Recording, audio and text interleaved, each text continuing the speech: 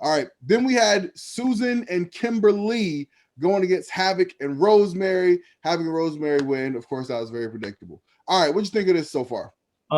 So first of all, after one thing I must say is that they announced a bunch of Slammiversary matches after the show was over. Just rapid fire, like, hey, here's matches. They didn't announce. I don't think they announced any of them on the show.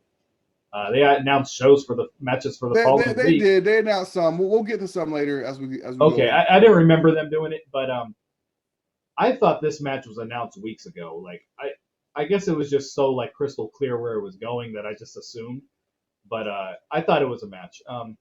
This I made a comment the other day on my last YouTube upload that upset some people. I said this is the right now the knockouts, even though they had a commercial that said otherwise. This is the worst, in my opinion, women's division in wrestling right now. Not the actual the women and what they're capable of, but I mean just like the booking of the wrestlers. No one like if you're not a champion, you're not hot. You have no heat to like when I say hot, like there's no win streak, there's no nothing. Like Rosemary been losing all sorts of matches this year. Like Kimberly doesn't beat anybody. No. And I think she's pretty good in the ring. She doesn't beat anybody. Susan, like, I don't understand her character. Like, I understand her character. She's a Karen. That's I mean, she does a good job with it. I would have made her more of a hot assistant librarian type because she's attractive in real life. Like you wouldn't know looking at the Susan character, but if you've seen Sue without her makeup, like you know she's hot. Well, you saw when she did Susie. I was like, excuse me. Remember Susie? Yeah, you can even see it with Susie, but like, yes, yeah.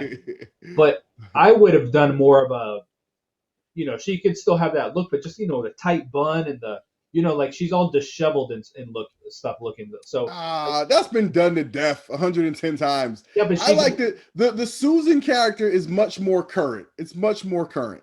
But the Susan character is a playoff of the Karens that we see on social media. Okay, you're right. Crazy white ladies that are, calling the cops on people and, acting wild and all this other stuff. You know what I mean? That's what the Susan character is. She's that person that causes a scene in Starbucks because they're not honoring her coupon. You know what I mean? That's who Susan is. She had one episode where she was like, I'm going to speak to her manager.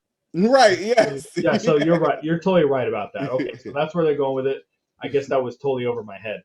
But I still, she always says like, trust me, I am Susan, but there's no like backstory to why she says that. Yeah. You're supposed she does that on social media. Get it. It's Kurt. See, you should have texted me about this a long time ago. I would have told you that's what it is. She's a Karen. That's what it is. Okay. Fair enough.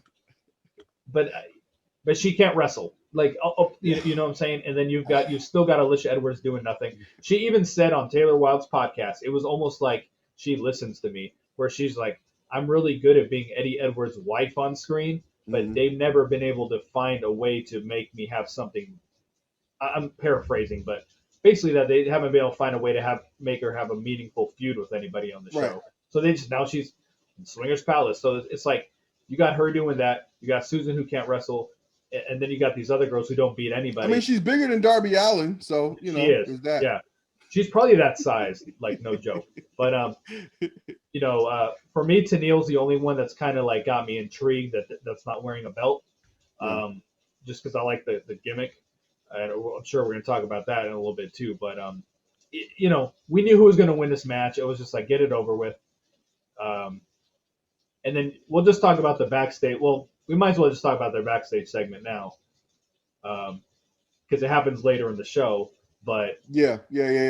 Right. So later in the show, what happens is we see Susan and Kimberly going back to meet up with Father James Mitchell, and basically Kimberly hands off Susan to Father James Mitchell, and the deal is he's going to try to transform her back into Su Yung.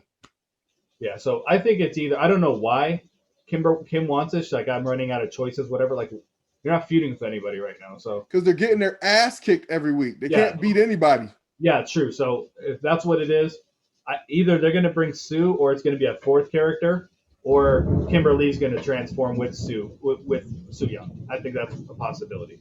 So yeah. So you think she's going to transform with Soo-young? Now I, that'd I be interesting. yeah, That'd be I interesting think because there's they a need possibility. something, man. They need something to jazz it up, spice it up. Because yeah, right now this is hitting on nothing. A whole lot of nothing.